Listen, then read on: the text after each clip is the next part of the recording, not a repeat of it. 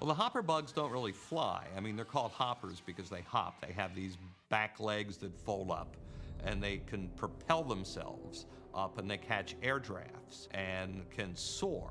Paul liked the hopper bugs because they could decapitate people. The hoppers were, in a sense, the Army Air Corps of the bugs. They were the death from above. If you look at their form, they look very much like the warrior bugs that are on the ground. Each one of these insects is the result of a long process of controlled breeding. We took the warrior bugs and cut a lot of the parts up and rearranged them and then kind of re-scanned them in, but they were built to be like a hybrid version of the warrior. They were a flying warrior bug.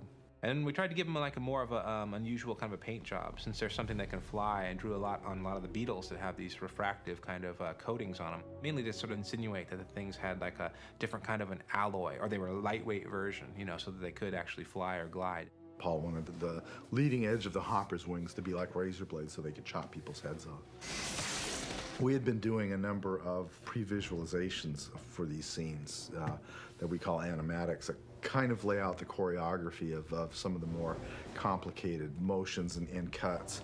And then sometimes in the case of the hoppers, to determine how fast they fly. How fast does a 20-foot bug fly? I mean, how fast do we need it to fly?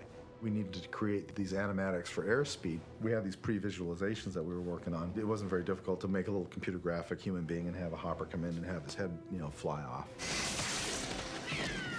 I'm always asked to do things like cut off heads and stuff like that, you know, when we do these kind of bug war pictures. But with this one, we wanted to do it a little bit differently. So we just, instead of taking it off here, we decided, you know, it would be more effective just to have someone chop right across there.